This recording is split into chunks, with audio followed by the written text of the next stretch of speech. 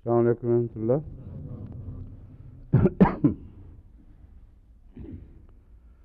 A'udzu billahi minasy syaithanir rajim. Bismillahirrahmanirrahim. Wa'budullaha wa la tusyriku bihi syai'an wa bil walidaini ihsana.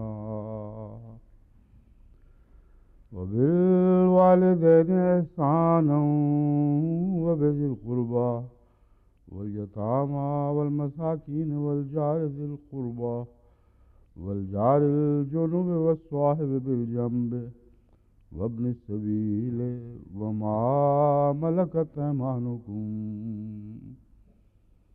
إن الله لا يحب من كان مختالا فخورا.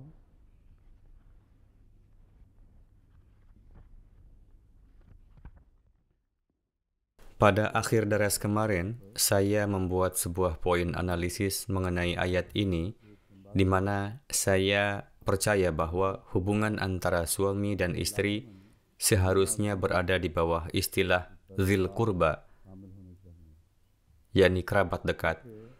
Hal ini karena saya percaya bahwa ayat ini tidak mungkin mengabaikan hubungan suami dan istri, terutama mengingat bahwa seluruh surah ini menekankan pada hubungan suami dan istri. Pada saat yang sama, ayat ini menyentuh pada daftar lengkap makhluk hidup yang harus berinteraksi dengan manusia pada tingkat apapun. Misalnya ayat ini menyebutkan hewan dan para musafir. Inilah sebabnya mengapa saya membuat analisis ini dari ayat tersebut. Dan Hadrat Muslim Maud radhiyallahu anhu juga telah menyebutkan hubungan suami istri di bawah kata akrabun atau kerabat dekat, kata yang telah disebutkan sebelumnya dalam ayat yang bertemakan tentang waris. Oleh karena itu, saya membacakannya sekali lagi untuk Anda. Bagi laki-laki ada bagian dari harta yang ditingkatkan oleh kedua orang tua serta kerabatnya. Dan bagi perempuan pun ada bagian dari harta yang ditinggalkan oleh kedua orang tua serta kerabatnya, baik sedikit atau banyak darinya sebagai bagian yang telah ditetapkan. Surah An-Nisa ayat ke-8. Ini adalah ayat pokok yang merupakan pedoman utama atas semua hal yang berkaitan dengan warisan dan hubungan untuk hal ini. Hadrat Muslim Maud radhiyallahu anhu memasukkan hubungan anak-anak yang akan disebutkan nanti di bawah kategori akrabun, dan demikian pula beliau memasukkan suami dan istri ke dalam kategori ini. Beliau menyebutkan anak-anak setelah orang tua dan kemudian menyebutkan suami dan istri, dan kemudian hubungan terdekat berikutnya, kata akrabun, memiliki arti yang sangat penting. Dan ada berbagai macam bentuk dari kata ini. Pada beberapa kesempatan, kata ini disebutkan sebagai ulul kurba dan zawil kurba di tempat lain. Oleh karena itu, situasi dan tema penempatannya akan menentukan makna yang tepat dari kata kurb pada saat itu. Jika kata kurb sekali lagi disebutkan di tempat di mana hubungan dekat telah ditekankan dengan jelas, maka kata tersebut akan menunjukkan ke arah hubungan dekat yang lain daripada yang telah ditekankan. Oleh karena itu, ada beberapa ayat yang didasarkan pada masalah ini. Wa idza hadaral qismat.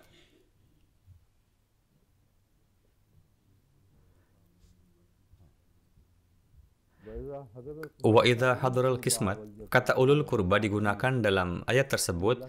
Wa idza hadaral qismata ulul kurba wal masakin, dan apabila ada kerabat, anak yatim dan orang miskin.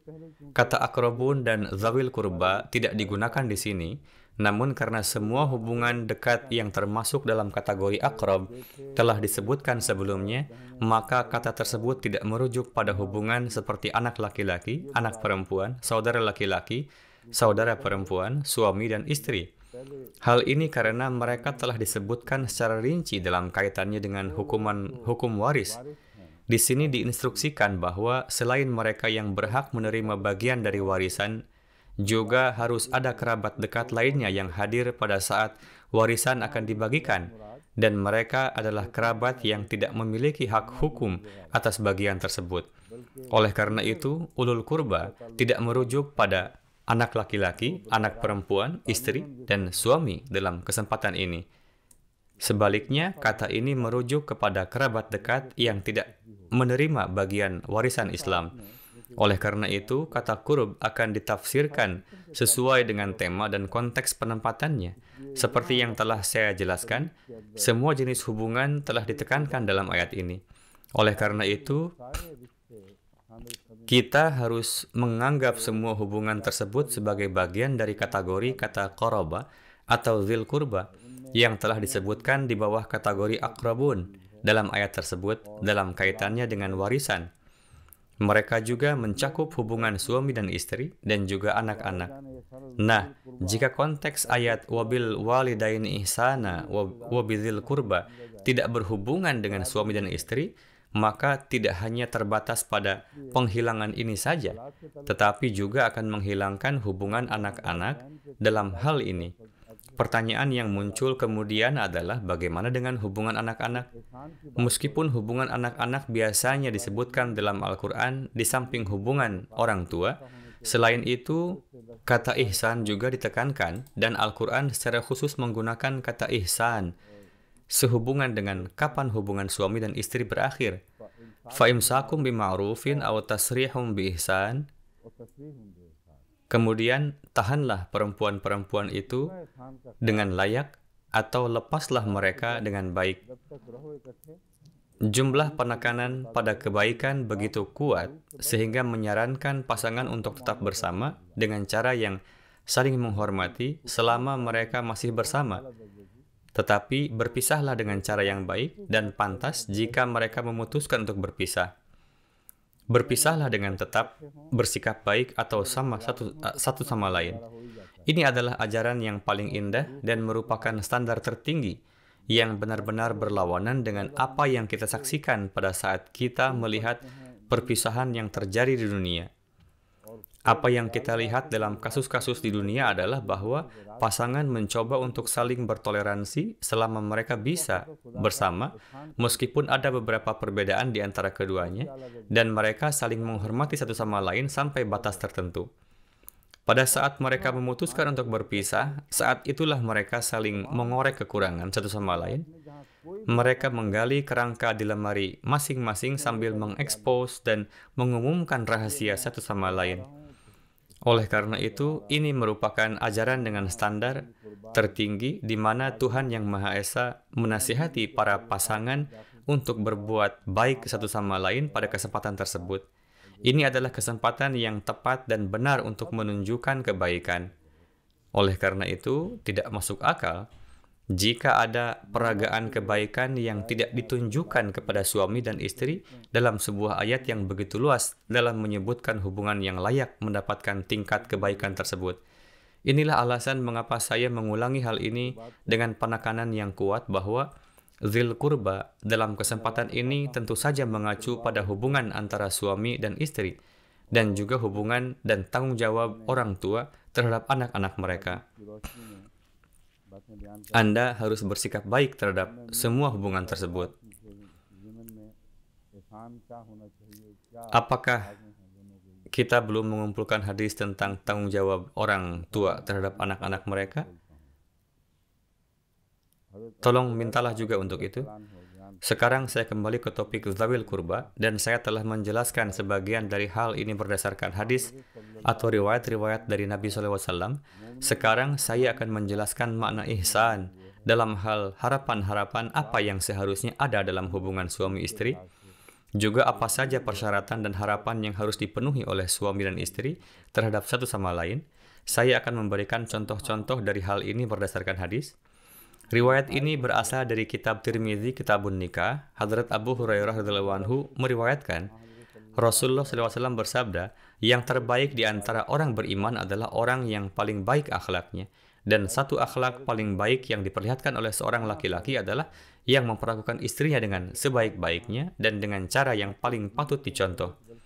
Kata yang digunakan di sini adalah nisaikum dan bukan ahl. Padahal pokok bahasan ini telah ditekankan secara lebih rinci oleh Nabi Shallallahu Alaihi Wasallam dalam kaitannya dengan diri beliau sendiri dengan menggunakan kata ahl. Khairukum khairukum li ahlihi wa ana khairukum li ahlihi. Li ahli. Oleh karena itu, kata ahl tidak hanya digunakan untuk menggambarkan istri, tetapi juga anak-anak. Ini termasuk semua orang yang tinggal di rumah Anda. Namun, kata ini secara khusus digunakan di sini untuk menggambarkan wanita. Jadi itulah mengapa saya menyajikannya kepada Anda, karena ada beberapa orang yang percaya bahwa wanita tidak boleh termasuk dalam makna ahl. Sebagian orang secara paksa mengeluarkan wanita dari kata ahl. Hal ini tidak disukai oleh sebagian orang karena hal itu meningkatkan status istri Nabi Sallallahu Alaihi Wasallam. Hadrat Muawiyah bin Haidar radhiyallahu anhu meriwayatkan bahwa saya bertanya kepada Rasulullah SAW, wahai Nabi Allah, hak apakah yang dimiliki oleh seorang istri atas suaminya? Beliau menjawab, memberinya apa yang engkau makan, pakaian serupa dengan yang engkau kenakan. Jangan memukul wajahnya atau membuatnya terlihat jelek, menyediakan tempat tinggal terpisah di rumah jika engkau harus hidup terpisah darinya, dan tidak memaksanya keluar dari rumah. Bagian kedua dari riwayat ini berkaitan dengan ayat yang telah kita bahas secara rinci di sini, yang menjelaskan rincian apa yang dimaksud dengan memukul wanita, dan dalam keadaan dan kondisi seperti apa hal itu diperbolehkan. Bagian pertama dari riwayat tersebut tidak berarti bahwa Anda harus membuat istri Anda memakai pakaian laki-laki Anda. Ini tidak berarti Dr. Sab adalah harus pulang dan membuat istri Anda memakai jas Anda, karena yang demikian adalah apa yang telah saya pelajari hari ini. Makna dari hal ini adalah memberi istri Anda pakaian dengan standar yang sama seperti yang Anda kenakan sendiri. Anda harus memberi istri Anda makanan dengan standar yang sama dengan yang Anda makan sendiri. Saya telah menerima beberapa keluhan dari para istri yang menginformasikan kepada saya bahwa suami mereka membuatkan keluarga mereka makanan sederhana di rumah seperti dal, roti, atau apa saja dengan standar yang wajar, sedangkan para suami sendiri biasanya makan di restoran dan berkumpul dengan teman-temannya.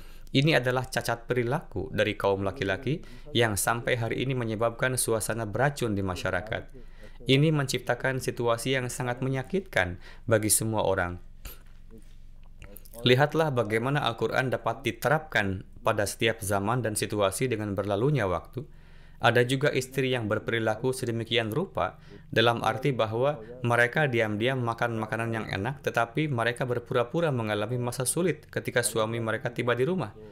Dan mereka mengatakan kepada suami mereka bahwa tidak ada yang enak untuk dimakan di rumah. Hal ini mengingatkan saya pada sebuah lelucon yang ingin saya ceritakan kepada Anda untuk memberitahu Anda bahwa situasi seperti itu benar-benar terjadi dan digunakan sebagai contoh. Ada seorang wanita yang memiliki kebiasaan menyembunyikan apa yang akan dia makan dari suami dan juga anak-anaknya. Dia biasa menyembunyikan bagian terbaik dari makanan di dalam kompor dan memberikan sisanya kepada anak-anaknya. Dan suatu ketika anak-anaknya bertanya kepadanya, "Ibu, belum makan?" Sang ibu menjawab, "Jangan khawatirkan ibumu. Dia selalu terjebak di dalam kompor." Kenyataannya, makanannya sebenarnya ada di sana, tersembunyi di dalam kompor. Oleh karena itu, ada ibu dan ayah yang berperilaku seperti itu, dan ini adalah tindakan yang tidak adil dan tidak bermoral. Persahabatan dalam hidup berarti persahabatan dalam segala hal. Anda harus selalu memikirkan istri Anda terlebih dahulu pada saat Anda makan makanan yang enak, dan istri juga harus memikirkan suaminya terlebih dahulu pada saat dia makan makanan enak, dan demikian pula keduanya harus memikirkan anak-anak dan kerabat dekat. Ini adalah standar kebaikan tertinggi sebagaimana diungkapkan melalui kata ihsan dalam Al-Quran, dan Nabi Sallallahu Alaihi Wasallam juga menafsirkannya dengan cara ini. Hadrat Asad bin Yazid menyatakan bahwa saya bertanya kepada Hadrat Aisyah radhiyallahu anha, apa yang membuat Rasulullah SAW sibuk setiap kali beliau berada di rumah. Kita harus mengetahui secara rinci apa yang dimaksud dengan khairukum khairukum li ahlihi. Beliau radhiyallahu anha menjawab dengan mengatakan, beliau SAW akan mengulurkan tangan untuk membantu setiap pekerjaan bagi mereka yang tinggal di rumah beliau. Dan beliau akan pergi ke masjid setiap kali tiba waktunya untuk salat. Hadrat Aisyah tidak menjelaskan secara rinci hal-hal yang beliau lakukan di rumah antara waktu-waktu salat. Namun, maksud dari orang yang mengajukan pertanyaan itu adalah untuk mengetahui apa saja kegiatan fisik Nabi SAW. Al-Quran menjelaskan bahwa Rasulullah sangat sibuk dengan tugas-tugasnya, sehingga merupakan suatu upaya bagi beliau untuk mendedikasikan waktu dari tanggung jawabnya sehari-hari untuk kepentingan salat.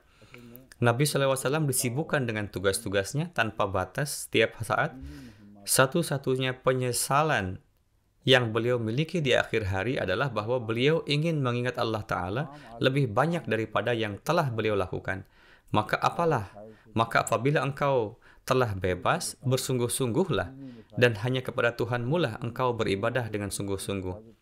Quran Surah Al-Insyirah ayat 8 hingga 9, yang berarti bahwa Anda harus berdiri di malam hari untuk mengingat Allah setelah Anda bebas dari tanggung jawab Anda sepanjang hari.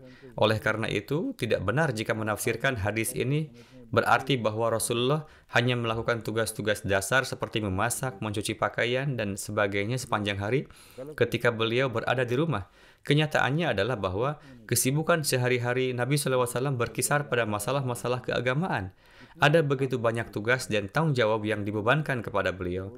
Ada begitu banyak masalah yang muncul di dunia Islam yang terus berkembang, yang membutuhkan solusi. Ada masalah-masalah yang berkaitan dengan pendidikan moral dan spiritual kaum muslimin yang membutuhkan kepemimpinan beliau. Ada masalah-masalah keagamaan yang membutuhkan keahlian akademisi beliau.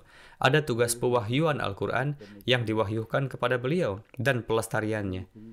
Beliau harus mengawasi transkripsi wahyu Al-Quran dan memastikan para juru tulis menuliskannya dengan benar. Oleh karena itu, terkadang riwayat-riwayat tersebut disalahartikan sampai pada titik di mana dikatakan bahwa Rasulullah hanya melakukan hal-hal seperti menjahit pakaian atau membantu istrinya dalam pekerjaan sehari-hari di rumah. Ini adalah interpretasi yang sama sekali tidak benar.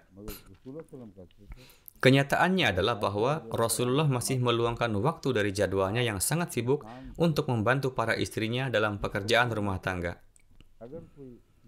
Diriwayatkan oleh Hadrat Aisyah radhiyallahu anha bahwa Rasulullah SAW akan menjahit sepatunya sendiri, yang berarti beliau memperbaiki sepatunya yang sobek sesuai dengan cara apapun yang diterapkan pada waktu itu. Beliau biasa menjahit pakaiannya sendiri, dan beliau melakukan semua tugas-tugas di rumah yang dapat dilakukan oleh siapapun. Saya tidak mengerti bagian di mana beliau mengatakan tugas-tugas yang akan dilakukan oleh siapapun di rumah. Karena kebanyakan pria tidak melakukan apapun saat berada di rumah. Sebaliknya, mereka hanya melemparkan pakaian mereka yang sudah usang dan sobek kepada istrinya dan menyuruhnya untuk memperbaikinya. Namun Rasulullah melakukan hal itu, dan Hadrat Aisyah menyatakan beliau adalah seorang manusia biasa. Alasan mengapa beliau menggunakan kata manusia adalah karena masih ada saat-saat di mana bahkan setelah menjaga standar tertinggi kebersihan pribadi dan kebersihan, masih ada saat-saat di mana beberapa serangga atau kutu dapat menemukan jalan masuk ke dalam pakaiannya karena musim hujan atau berpindah dari seorang teman dekat ke pakaiannya. Dia menyatakan beliau akan menghilangkannya atau serangga atau kutu dengan tangannya sendiri. Beliau biasa memerah susu kambing sendiri, dan beliau akan melakukan tugasnya sendiri daripada menyerahkannya kepada orang lain. Hadrat Abu Hurairah meriwayatkan Rasulullah SAW bersabda, seorang mukmin sejati tidak boleh membenci atau berprasangka buruk terhadap istrinya yang juga seorang mukmin yang benar. Bisa jadi ia menyukai salah satu sifat istrinya yang lain meskipun ia tidak menyukai sesuatu tentangnya. Ada kalanya beberapa pria benar-benar muak dengan istri mereka dan menganggapnya sombong setiap hari karena kekurangan tertentu yang mereka lihat dalam diri mereka, yang bisa jadi bersifat fisik atau sesuatu yang berhubungan dengan kebiasaan mereka. Mereka secara emosional berkata pada diri mereka sendiri, apa yang telah saya lakukan ketika memikirkan mereka? Rasulullah telah menasihati untuk tidak melakukan atau berpikir seperti ini. Dan beliau juga telah mengajarkan cara yang sangat baik untuk menghindari hal ini. Beliau menyatakan bahwa pandangan yang terus-menerus terhadap kekurangan satu sama lain, seperti seorang pria yang secara konsisten melihat kekurangan tertentu pada istrinya, pada akhirnya akan mengubah pikiran tersebut menjadi sentimen kebencian terhadapnya. Ada beberapa wanita pada saat itu yang akhirnya menceraikan suami mereka karena mereka memiliki gaya makan yang relatif lebih higienis daripada suami mereka, yang menjadi tak tertahankan bagi mereka atau para istri. Itulah sebabnya Rasulullah menyatakan bahwa Anda tidak boleh terlalu kejam terhadap pasangan Anda. Setidaknya cobalah untuk memperbaiki kekurangan mereka, dan jika hal ini tidak memungkinkan, cobalah untuk menyadari bahwa karena memiliki sifat-sifat baik lainnya. Istri Anda tidak sepenuhnya dipenuhi dengan kekurangan. Tentu saja dia juga memiliki kualitas.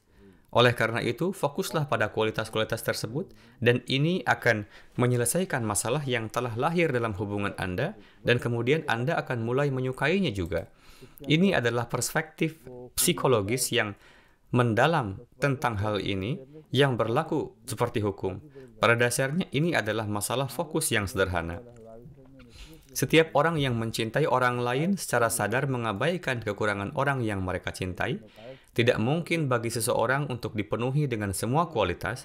Demikian pula, setiap orang yang membenci sesuatu atau seseorang akan mulai melihat kualitas-kualitas yang ada pada sesuatu atau seseorang tersebut, dan ini adalah hasil dari perubahan perspektif hati karena pergeseran fokus. Nasihat yang telah diberikan oleh Rasulullah SAW adalah bahwa tidak diragukan lagi bahwa istri Anda akan memiliki beberapa kekurangan, tetapi Anda tidak boleh membiarkan kekurangan itu membentuk sentimen kebencian terhadapnya di dalam hati Anda. Fokuslah pada sifat-sifatnya, dan mungkin saja Allah yang Maha Kuasa akan menunjukkan rahmatnya dan memungkinkan Anda untuk mencintainya karena sifat-sifatnya. Kesimpulan akhir yang beliau tarik dari hal ini adalah Anda harus selalu fokus pada kualitas pasangan Anda. Hal ini akan meningkatkan rasa cinta di antara Anda dan dia. Saya telah mencoba yang terbaik untuk menjelaskan kepada beberapa wanita yang mengeluh tentang suami mereka. Ada yang mendengarkan dan ada juga yang tidak mendengarkan nasihat saya. Setiap kali mereka menunjukkan kekurangan tersebut tertentu dalam diri suami mereka, saya mencoba menunjukkan kualitas tertentu yang saya ketahui dalam diri suami sebagai tanggapan. Misalnya mereka diberkati dengan kepolosan meskipun mereka memiliki pengetahuan yang kurang. Mereka memiliki kesederhanaan tentang mereka yang terlihat baik pada anak-anak dan orang dewasa. Oleh karena itu, Anda dapat mengabaikan kurangnya pengetahuan tersebut dengan berfokus pada kesederhanaan sifat dan sikap mereka. Dan hal ini dapat membangun cinta di dalam diri Anda untuk suami Anda. Ini adalah nasihat yang sama yang telah diberikan oleh Rasulullah SAW, dan saya melihat bahwa ini adalah nasihat yang sangat bermanfaat bila diterapkan suami dengan waktu dan tempat yang tepat. Hadrat Abu Hurairah meriwayatkan bahwa Rasulullah bersabda, "Semoga Allah Ta'ala merahmati orang yang bangun di tengah malam, mendirikan salat, dan membangunkan istrinya untuk salat. Jika istrinya berusaha mencari-cari alasan untuk tidak bangun, lalu apa yang harus dia lakukan?" Huzur bertanya pada hadirin. "Ya, percikan tetesan air ke wajahnya." Bukan menampar wajahnya. Mereka yang sedikit agresif cenderung melakukan hal seperti itu atau memukul. Mereka memukul anak-anak mereka juga. Padahal ajaran dari Rasulullah SAW ini didasarkan pada kebaikan, karena beliau memang perwujudan dari kebaikan. Beliau menganjurkan untuk memercikan tetesan air untuk membangunkan istri untuk salat. Demikian pula, semoga Allah merahmati wanita yang bangun di malam hari untuk salat dan membangunkan suaminya untuk salat. Demikian pula, dia harus memercikan tetesan air ke wajahnya jika dia membuat alasan untuk bangun. Nah, ini adalah situasi yang cukup berbahaya bagi sang istri. Sambil tersenyum, ini bisa menjadi hal yang cukup berbahaya untuk dilakukan oleh seorang istri yang suaminya bukan orang yang teguh imannya. Diriwayatkan oleh Hadrat Ibnu Abbas radhiyallahu anhu, hadis ini telah dirujuk dari Sahih Bukhari. Nabi SAW menyatakan, "Aku diperlihatkan api." Sekarang ini menyentuh aspek kedua. Pertama, para pria dibuat senang, dan kemudian saya menyenangkan para wanita dengan memberitahu mereka hak-hak mereka atas pria. Sekarang saya katakan kepada para pria bahwa mereka juga mempunyai hak-hak dan mereka tidak diabaikan. Riwayat dari Hadrat Ibnu Abbas radhiyallahu anhu ini adalah salah satu riwayat yang benar-benar akan menimbulkan rasa takut di dalam hati. Rasulullah bersabda, "Saya diperlihatkan api neraka dan saya lebih banyak melihat para wanita disiksa di dalamnya." Hal ini karena mereka atau wanita mengejar kekufuran. ketidakpercayaan. Seseorang mencari klarifikasi dengan bertanya, apakah mereka mengingkari keberadaan Allah Ta'ala? Makna kufur adalah mengingkari dan juga tidak bersyukur. Makna yang dimaksud oleh Rasulullah SAW dari kata kufur di sini adalah tidak bersyukur. Ketika ditanya, apakah mereka mengingkari keberadaan Allah? Rasulullah menjawab dengan berkata, tidak, mereka justru lebih dekat kepada sikap tidak bersyukur. Bahkan tidak. Jika Anda menunjukkan kebaikan kepada mereka sepanjang hidup mereka, mereka masih akan menangis. Saya belum pernah melihat orang seburuk Anda. Bahkan jika mereka melihat satu hal yang tidak sesuai dengan sifat mereka dari orang yang menunjukkan kebaikan kepada mereka. Ini memang kelemahan yang sering kita saksikan pada wanita. Tidak peduli seberapa banyak Anda memperlakukan mereka dengan baik, satu kesalahan dan mereka akan mengatakan bahwa mereka tidak pernah melihat orang seburuk Anda seumur hidup mereka. Mereka mengatakan, ini selalu menjadi masalah Anda. Ini adalah situasi yang sangat mengkhawatirkan. Ada baiknya kita fokus pada aspek melihat wanita kebanyakan di neraka. Secara umum, dari riwayat-riwayat semacam itu dianggap bahwa akan ada lebih banyak wanita di neraka dibandingkan dengan pria, yang pada kenyataannya merupakan sesuatu yang mengejutkan hati seseorang ketika mendengarnya. Namun jika kata nar atau api digunakan seperti ini, itu juga berarti bahwa masa hidup wanita seperti itu adalah bentuk api neraka itu sendiri. Tidak bersyukur merupakan pembiakan api neraka yang terus-menerus dalam kehidupan seseorang. Karena wanita seperti itu tidak dapat melihat kebaikan dalam diri seseorang. Dan keburukan atau kelemahan orang lain selalu muncul dalam dirinya. Wanita yang malang seperti itu membakar dan menghancurkan dirinya sendiri dalam api ketidakberterimaannya. Ada perbedaan besar antara bersyukur dan tidak bersyukur. Orang yang bersyukur dapat mencapai surga dalam kondisi yang sama dengan orang yang tidak bersyukur, sedangkan orang yang tidak bersyukur hanya akan mendapatkan api neraka. Apapun cara Anda menafsirkannya, hukuman yang ditetapkan bagi orang yang tidak bersyukur di kehidupan ini atau di akhirat adalah neraka. Oleh karena itu, ini memang hal yang sangat berbahaya jika memang itu yang dimaksud. Bagi Nabi SAW untuk benar-benar mengatakan hal ini sebenarnya berlawanan dengan sifat Nabi SAW, karena Nabi SAW menyebutkan wanita sebagai salah satu dari 3 hal yang membawa kesenangan di matanya. Beliau menganggap wanita seperti aroma yang harum. Saya tidak menjelaskan hadis tersebut secara rinci. Oleh karena itu, riwayat-riwayat seperti yang sedang dibahas ini menunjukkan bahwa Rasulullah tidak pernah menyatakan sesuatu dari hati nuraninya, namun beliau menyatakan segala sesuatu berdasarkan fakta, terlepas dari apakah beliau menyukai atau tidak menyukai hasil dari pernyataan tersebut. Jika tidak, kita tidak akan melihat begitu banyak cinta Nabi SAW kepada wanita, kebaikan kepada mereka, perhatian kepada mereka atau wanita, dan bagaimana beliau mengabaikan dan menasihati untuk mengabaikan kelemahan-kelemahan mereka.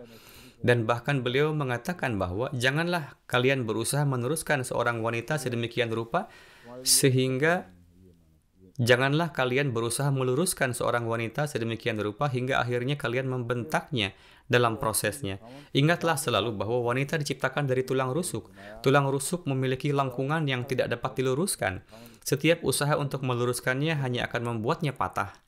Juga merupakan suatu kebodohan untuk meluruskannya untuk mencoba meluruskannya karena ada keindahan dalam melakukan itu sendiri. Keindahan lakukan pada tulang rusuk tidak terlihat pada tulang yang lurus. Beginilah cara Nabi SAW menjelaskan keindahan wanita dengan cara yang halus dan menarik. Oleh karena itu, pernyataan dalam diskusi ini pasti dibuat oleh Nabi SAW setelah mengamati hal ini secara faktual, dan akan sangat sulit bagi beliau untuk tidak menyebutkannya. Beliau membuat pernyataan ini dengan nada nasihat kepada mereka, yakni para wanita, dan bukan untuk mempermalukan mereka, bahwa kalian harus berhati-hati. Kalian tidak ingin masuk neraka karena tidak bersyukur. Kalian mendapatkan begitu banyak pahala atas berbagai jasa dan usaha yang kalian lakukan, sampai-sampai anak-anak dapat menemukan surga di bawah kaki kalian. Tidaklah benar jika engkau mendapatkan api neraka karena tidak bersyukur. Saya harus mengatakan, ini bukan hal yang baik untukmu. Kemudian dikatakan tentang wanita yang meninggal dunia dalam keadaan suami mereka ridho terhadapnya bahwa wanita-wanita yang meninggal dunia dalam keadaan suami mereka ridho terhadapnya akan masuk surga. Ini adalah sebuah hadis dari Sahih Bukhari yang diriwayatkan oleh Hadrat Abu Hurairah radhiyallahu anhu. Rasulullah SAW bersabda, "Jagalah selalu perempuan karena perempuan itu seperti tulang rusuk." Ini adalah hadis yang sama yang telah saya bahas sebelumnya. Hal ini karena wanita diciptakan dari tulang rusuk, yang berarti mereka memiliki lekukan yang mirip dengan lekukan pada tulang rusuk. Orang-orang yang menerjemahkan ini telah memberikan komentar, ada lebih banyak lekukan di bagian atas tulang rusuk. Bagian terbaik dari tulang rusuk adalah bagian yang lebih berlekuk. Mengapa hal ini disebutkan secara khusus? Hal ini disebutkan untuk memberitahukan kepada Anda bahwa ada keindahan dalam kelemahannya. Kecantikannya akan menjadi nyata dan berada pada tingkat tertinggi terlepas dari berapa banyak kelemahan yang Anda lihat dalam dirinya. Oleh karena itu, selalu ingatlah hal ini dan juga sadari bahwa ini adalah sesuatu yang berhubungan dengan amukan dan sikapnya. Ada kalanya wanita mengekspresikan cinta mereka melalui ledakan emosi dan sikap gelisah. Puisi dari seluruh dunia dipenuhi dengan deskripsi ekspresi seperti itu. Sebagai contohnya, Nabi SAW menyebutkan bahwa bagian tulang rusuk yang paling baik adalah bagian yang melengkung. Semakin besar, semakin melengkung pula tulang rusuk tersebut. Beliau lebih lanjut menyatakan, engkau akan patah jika engkau mencoba meluruskannya. Kewanitaannya akan patah. Dia akan benar-benar hancur dan menjadi berantakan. Ada beberapa kelemahan alami yang merupakan bagian dari keberadaannya, yang meliputi kelembutannya, sifatnya yang lembut, dan kenyamanan yang ditemukan seorang pria dalam dirinya. Oleh karena itu, jangan mencoba untuk meluruskannya sehingga dia benar-benar patah. Kemudian ada penyebutan manfaat dari menerima keadaan dan hidup dengannya. Hal ini jelas menunjukkan bahwa lekuk tubuh tersebut tidak menunjukkan adanya dosa, atau amoralitas, atau ketidakhormatan atas dirinya. Dia menyatakan, Anda akan terus menuai manfaatnya selama Anda membiarkannya apa adanya. Yang paling kurva ini bukannya tanpa manfaat. Bersikaplah baik terhadap wanita dan perhatikanlah nasihat saya dalam masalah ini. Tidak ada yang disebutkan di sini setelah nasihat saya. Biasanya sangat jelas ketika penerjemah memberikan terjemahan yang merupakan komentar itu sendiri. Sangat jelas untuk melihat bahwa Rasulullah tidak mengatakan hal ini. Ada riwayat lain yang sama seperti yang saya sebutkan sebelumnya tentang wanita yang seperti tulang rusuk. Anda akan mematahkannya jika Anda mencoba untuk meluruskannya, dan Anda akan mendapatkan manfaat selama Anda membiarkannya. Hadrat Abu Hurairah radhiyallahu anhu meriwayatkan bahwa Rasulullah SAW pernah ditanya, tipe wanita seperti apakah yang merupakan pasangan hidup yang paling baik? Sekarang tema-tema dalam riwayat ini segera membawa saya untuk memeriksa referensi dari riwayat ini, dan referensinya berasal dari Baihaqi, yang mana saya sangat alergi terhadapnya. Itu berasal dari sebuah buku dari abad ke-6 atau ke-7 bahwa sejak wafatnya Nabi SAW, dan itu adalah kompilasi dari riwayat-riwayat yang mustahil berasal dari sabda Rasulullah SAW. Tema-temanya sangat bertentangan dengan Al-Quran dan ketetapan Allah Ta'ala. Tema-tema buku itu melukiskan gambaran alam semesta yang benar-benar mengerikan. Ada kisah-kisah seperti setetes darah Hadrat Yahya sedang mendidih dan akan terus mendidih selama 70.000 tahun hingga darahnya terbalaskan dan lain-lain. Lembu yang membawa seluruh alam semesta dan lain-lain. Semua riwayat-riwayat tersebut terdapat dalam kitab Baihaqi. Oleh karena itu, saya menemukan rujukannya di Baihaqi pada saat saya mencarinya. Meskipun tema dan konteks dari riwayat tersebut tidak aneh atau ganjil, namun gaya pengungkapannya tidak sesuai dengan gaya dan pengungkapan Rasulullah SAW. Oleh karena itu, lebih baik riwayat ini diabaikan saja. Ada sebuah hadis dari Ibnu Majah. Nabi SAW menyatakan, Innamad dunya mata. Dunia adalah bekal untuk kehidupan ini, dan tidak ada bekal kehidupan yang lebih baik daripada wanita yang salehah. Saya tidak percaya bahwa terjemahan yang tepat untuk kata mata adalah samane zisht, yakni bekal kehidupan. Mata terdiri dari semua aspek manfaat dan kepuasan. Dunia adalah mata. Ini adalah sarana untuk menjalani kehidupan yang baik. Ini adalah kesempatan untuk menikmati suasana yang baik dan tidak ada yang lebih menyenangkan dan memuaskan di dunia ini selain ini, yakni wanita yang salehah. Oleh karena itu, Nabi SAW memiliki kualitas-kualitas seperti itu dalam pikiran beliau dimanapun. Beliau menggambarkan wanita sebagai kesenangan matanya. Selama seorang wanita itu salehah, dan jika ia diberkati dengan kecantikan spiritual dan moral, maka sesungguhnya yang terbesar dari semua berkah di dunia ini adalah wanita yang demikian. Dengan kualitas-kualitas ini, tidak ada keraguan sedikit pun dalam hal ini. Seluruh dunia dengan suara bulat memberikan kesaksian akan hal ini. Seseorang bersedia mendedikasikan semua keindahan dan pahala dunia untuk seorang wanita yang ia anggap baik untuknya. Kadang-kadang dia rela mengorbankan banyak hal yang disayanginya untuk wanita itu. Dia rela menyerahkan tahta dan kedaulatannya untuk wanita itu. Dengan sekop di tangan dia mencoba menggali aliran air untuk wanita itu di atas tanah berbatu. Ini pada dasarnya adalah ekspresi dari sifat alamiah manusia bahwa wanita yang baik lebih baik daripada semua kemewahan dan penghargaan hidup yang pria bekerja keras untuk mendapatkan kebahagiaannya. Hadis ini berasal dari Sahih Bukhari. Hadrat Anas bin Malik radhiyallahu anhu menyatakan, kami berada di sisi Rasulullah SAW ketika kembali dari perang Ghatfan. Hadrat Safiyah radhiyallahu anha duduk di belakang Rasulullah di atas untanya. Baik Nabi SAW maupun Hadrat Safiyah terjatuh dari unta karena unta tersebut tersandung di jalan. Hadrat Abu Talha datang menghampiri Nabi SAW untuk menolong beliau. Namun Rasulullah menyuruhnya untuk menolong wanita itu terlebih dahulu. Tidak ada yang bisa mendekati keagungan, kedudukan, dan ketokohan Rasulullah SAW. Tidak ada yang bisa memperlakukan istrinya lebih baik daripada Rasulullah SAW. Oleh karena itu, dalam peristiwa ini, orang-orang berlomba-lomba menolong orang yang mereka anggap jauh lebih berharga. Tetapi dalam peristiwa yang terjadi secara fisik ini, Rasulullah SAW yang memerintahkan orang-orang itu untuk menjaga dan menolong wanita itu terlebih dahulu. Begitu Hadrat Talha mendengar instruksi ini, beliau meletakkan selendang di atas wajahnya dan kemudian langsung menuju ke Hadrat Safiyah dan meletakkan selendang di atasnya. Jadi pada dasarnya, beliau menutupi wajahnya dengan selendang agar beliau tidak melihat Hadrat Safiyah dalam keadaan yang membahayakan karena terjatuh. Kemudian beliau meletakkan selendang di atasnya dan menolongnya dengan cara yang paling tepat. Saya tidak percaya bahwa beliau menolongnya secara fisik. Hanya itu yang dapat beliau lakukan, dan Nabi SAW akan melakukan pertolongan lainnya. Beliau kemudian mengatur ulang kendaraan unta untuk mereka berdua, yakni Rasulullah dan Hadrat Safiyah, dan mereka berdua menaiki unta tersebut.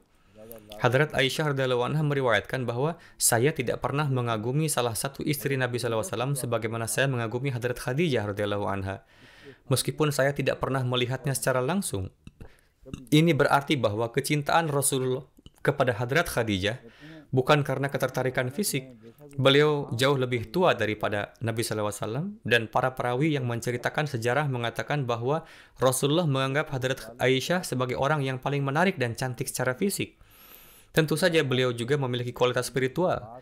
Mengingat usia beliau yang lebih muda, maka wajar jika istri seperti itu menjadi yang paling dipuja. Namun tidak ada satupun dari istri-istri beliau yang mendekati ketulusan atau kecintaan yang beliau miliki terhadap Hadrat Khadijah radhiyallahu anha. Beliau bersabda, meskipun saya tidak pernah melihatnya, namun Rasulullah sering menyebut-nyebut tentangnya. Saya menjelaskan hal ini kepada Anda sebagai bantahan atas tuduhan yang sering dilontarkan oleh para orientalis dan sejarawan yang kejam yang mengatakan bahwa alasan mengapa Rasulullah menikahi berkali-kali adalah karena beliau adalah seorang yang mengejar hawa nafsunya. Nauzubillah. Beliau menghabiskan tahun-tahun muda masa dewasanya, masa di mana seseorang ingin menghabiskan hidupnya dengan pasangan hidup yang paling diinginkan. Beliau menghabiskan waktu tersebut dengan seorang wanita yang jauh lebih tua dari beliau. Tidak ada rincian spesifik yang disebutkan dalam hadis atau riwayat yang menunjukkan bahwa Hadrat Khadijah dikaruniai kecantikan fisik yang luar biasa. Beliau jauh lebih tua dari Nabi SAW, dan satu-satunya anak biologis yang dikaruniai beliau SAW dalam kehidupannya adalah melalui beliau. Namun Hadrat Khadijah radhiyallahu anha memenuhi tanggung jawabnya dalam kesetiaan dan pelayanan kepada Nabi SAW dengan cara yang terbaik. Beliau mendedikasikan seluruh hartanya untuk kepentingan Rasulullah, dan beliau mendukung beliau dalam segala macam kondisi dan keadaan tanpa mengeluh sedikit pun. Hadrat Khadijah radhiyallahu anha adalah orang yang menemani Rasulullah selama masa-masa sulit yang dialami oleh kaum muslimin selama mereka tinggal di Syi'ib Abi Talib. Saya tidak meyakini bahwa Rasulullah menikahi wanita lain selama masa hidup Hadrat Khadijah.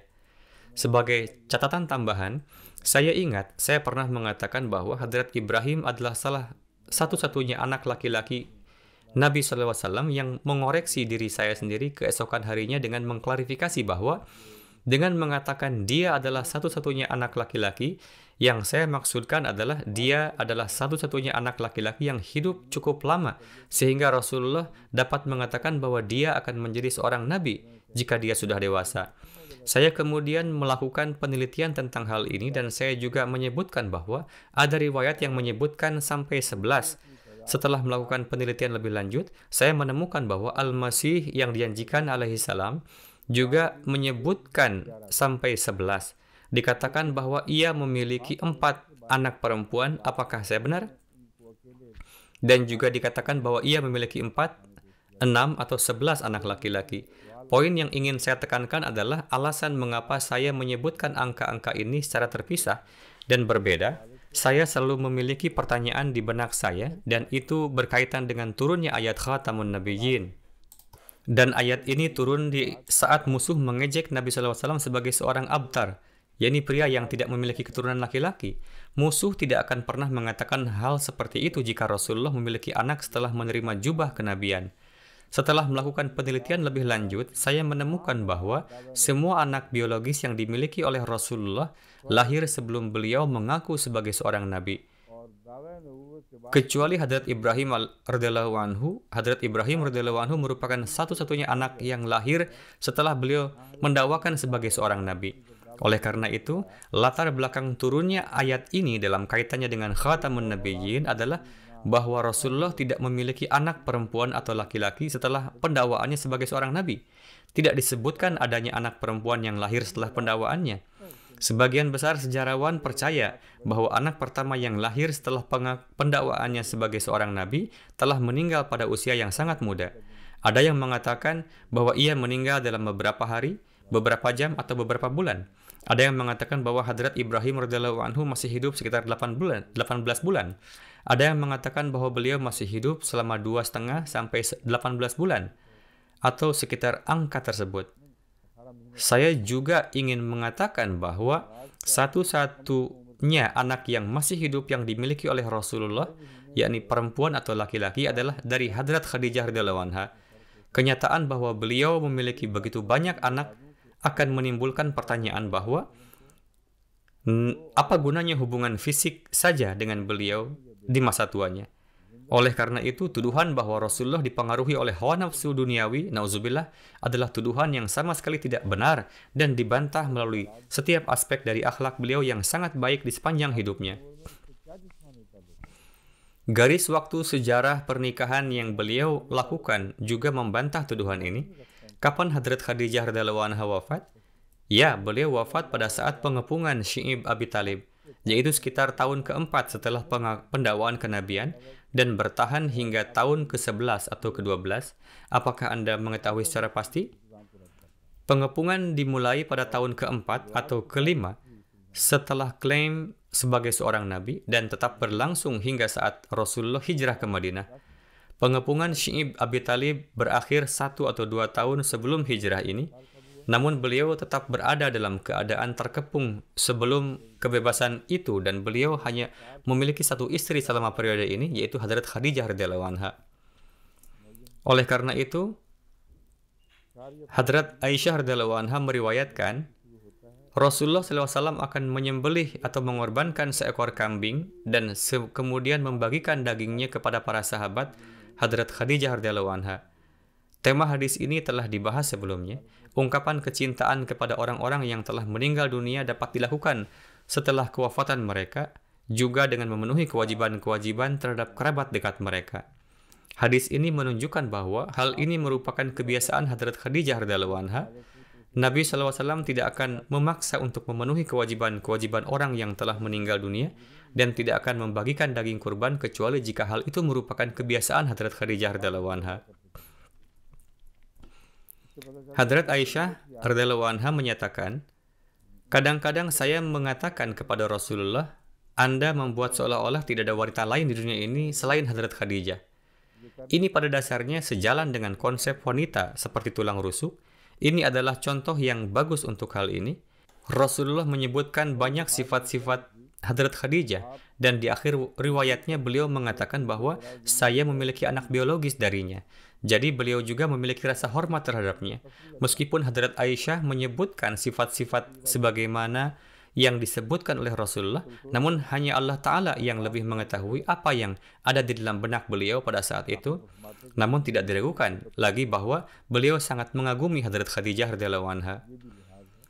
Diriwayatkan oleh Hadrat Aisyah radhiyallahu anha dalam Bukhari, Kitabul Manaqib, pada suatu ketika Khuwailah binti Khuwailid, saudara perempuan Hadrat Khadijah, memohon agar dapat bertemu dengan Rasulullah. Setelah beliau wafat, Rasulullah sangat terpesona dengan suara Khuwailid karena suaranya mengingatkan beliau kepada Hadrat Khadijah. Hal ini jelas membuktikan bahwa hubungan beliau SAW dengan Hadrat Khadijah adalah atas dasar kecintaan dan kesetiaan yang selalu ada di dalam hati beliau. Poin yang ingin saya jelaskan kepada Anda adalah bahwa hubungan kecintaan dan kesetiaan seperti itu bukanlah bentuk syirik atau menyekutukan Tuhan. Hubungan-hubungan ini adalah hubungan yang paling tinggi dan paling murni. Namun statusnya masih di bawah standar hubungan yang dimiliki seseorang dengan Allah Ta'ala dan tidak setara dengan hubungannya. Beliau kemudian menyatakan, demi Tuhan yang Maha Kuasa, ini adalah suara Khuwailah. Tiba-tiba beliau terkejut seolah-olah Hadrat Khadijah sendiri telah kembali, namun kemudian menyadari bahwa itu sebenarnya adalah saudara perempuannya, yakni Khuwailah. Hadrat Aisyah meriwayatkan, Hadrat Safiyah radhiyallahu anha yang merupakan istri Nabi SAW dan beragama Yahudi memiliki seekor unta yang sakit. Rasulullah meminta Hadrat Zainab untuk memberikan unta tambahan yang dimilikinya kepada Hadrat Safiyah. Zainab radhiyallahu anha menjawab dengan mengatakan, mengapa saya harus memberikan unta saya kepada wanita Yahudi ini? Hal ini juga sejalan dengan konsep wanita yang mirip dengan tulang rusuk. Sangat mungkin bagi wanita untuk mengatakan hal-hal seperti itu. Hal ini menyebabkan wajah Rasulullah dipenuhi dengan kemarahan. Beliau sangat tersinggung dengan ucapan Hadrat Zainab, sehingga beliau memutuskan untuk berpisah secara fisik dengannya untuk sementara waktu. Oleh karena itu, terbukti bahwa Rasulullah juga tersinggung. Tidaklah tepat untuk menggambarkan peristiwa ini mirip dengan konsep tulang rusuk. Ini adalah salah satu peristiwa di mana kelemahan tertentu dari seorang wanita dapat menjadi sarana rasa sakit dan sakit hati bagi seorang pria. Saya percaya kekecewaan Rasulullah ini karena beliau memiliki harapan yang tinggi terhadap Hadrat Zainab. Jika tidak, beliau tidak akan pernah memintanya sejak awal. Beliau tahu betul bahwa tidak mudah bagi seorang wanita untuk menyerahkan sesuatu untuk istri-istri suaminya yang lain.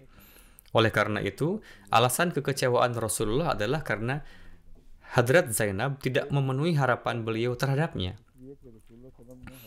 Disebutkan dalam kitab Bukhari, Kitabus Salam, Hadrat Ibnu Syuhab meriwayatkan dari Urwah bin Zubaid bahwa Hadrat Aisyah radhiyallahu anha meriwayatkan, saya ingat suatu kali ketika Rasulullah sedang berdiri di depan pintu harim saya, ada sekelompok seniman Ethiopia yang sedang menampilkan kesenian mereka di dekat Masjid Nabawi di Madinah.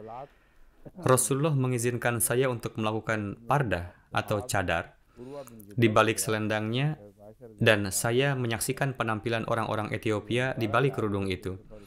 Hal ini juga menjawab dan memecahkan pertanyaan fikih Islam terkait apakah wanita boleh melihat olahraga pria dari kejauhan selama mereka tidak terlibat secara fisik di dalamnya. Tentu saja diperbolehkan untuk melihat olahraga yang melibatkan pria bagi wanita. Dilarang bagi wanita untuk berada dalam pertemuan atau kedekatan apapun dengan pria di mana kesopanan seorang wanita dapat terpengaruh dan dikompromikan dengan cara yang negatif. Beberapa orang berpendapat bahwa wanita tidak boleh melihat laki-laki yang sedang berolahraga dari kejauhan. Sedangkan dalam riwayat ini, Rasulullah telah mengizinkan Hadrat Aisyah untuk menutupi dan melihat pertunjukan yang sedang berlangsung lebih jauh lagi. Tidak ada aspek negatif yang tidak dapat diterima jika olahraga ditayangkan di televisi. Mereka yang berpegang pada pandangan garis keras yang ekstrim dalam masalah ini juga tidak dapat menolak hal ini jika ada orang-orang saleh yang telah menutupinya dengan baik dan melakukan tindakan pencegahan penuh tanpa memperlihatkan bagian tubuh mereka. Hadis ini lebih dari cukup untuk menyanggah sikap garis keras mereka.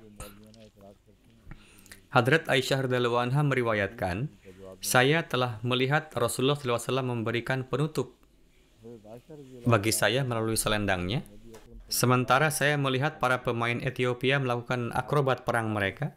Saya tidak begitu memahami bagian beliau melakukan dan saya menonton.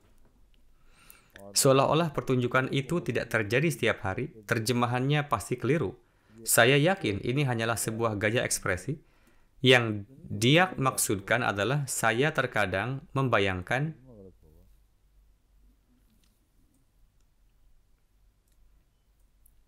adegan di mana Nabi SAW menutupi saya dengan selendangnya. Oleh karena itu, tidak tepat jika diterjemahkan menjadi beliau selalu menutupinya dengan selendangnya, dan mereka selalu menonton pertunjukan para pemain Ethiopia. Ini hanyalah sebuah gaya ekspresi.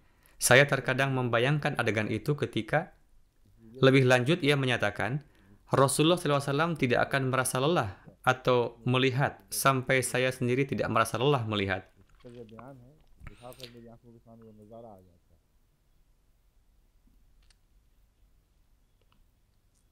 Setelah meriwayatkan hal ini, Hadrat Aisyah memberikan nasihat, wahai manusia, pastikanlah bahwa kalian menjaga perasaan dan perasaan seorang gadis jika kalian menikah dengan seorang gadis yang masih muda. Seorang wanita muda selalu menantikan waktu luang dan aktivitas. Tidak perlu mengaitkan sentimen ini hanya dengan wanita muda. Hal ini karena orang-orang dari segala usia menikmati waktu luang dan aktivitas. Pertanyaan yang dijawab di sini khususnya terkait dengan wanita muda yang sudah menikah.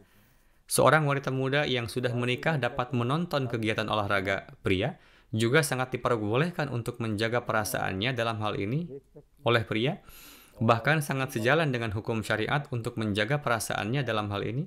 Juga tidak diperbolehkan untuk melarangnya untuk menonton olahraga hanya karena hal itu. Asma binti Yazid Ansari pada suatu kesempatan datang ke hadapan Nabi SAW sebagai perwakilan dari kaum wanita. Hadis ini diambil dari kitab Usdul Ghabah. Tidak ada pertanyaan tentang keaslian periwayatannya. Saya yakin tema dan konteksnya akan menjelaskan pertanyaan ini. Dia datang ke hadapan Huzur SAW sebagai perwakilan dari para wanita. Ia berkata, Allah yang Maha Kuasa telah mengangkat dan mengutus Anda sebagai seorang nabi untuk laki-laki dan perempuan. Kami, para wanita, telah terkungkung di dalam rumah kami. Kaum pria memiliki keunggulan dan kehormatan untuk menghadiri salat berjamaah, salat Jumat dan kesempatan lain untuk berkumpul. Mereka menghadiri salat jenazah dan pergi haji satu demi satu. Dan hal terbesar yang boleh mereka lakukan adalah berjihad di jalan Allah Ta'ala. Sementara kami, para wanita, tinggal di rumah dan mengurus anak-anak dan harta kalian pada saat para pria di antara kalian pergi berjihad dan menjahit pakaian kalian. Ini adalah riwayat yang sangat aneh. Inilah mengapa saya memeriksa referensinya di awal. Berapa kali Rasulullah melakukan ibadah haji selama hidup beliau?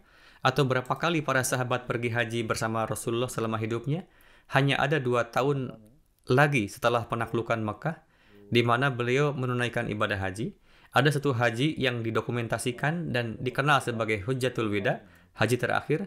Oleh karena itu, sepertinya ini adalah cerita yang dibuat-buat di mana seorang wanita mengatakan bahwa pria melakukan ini dan itu.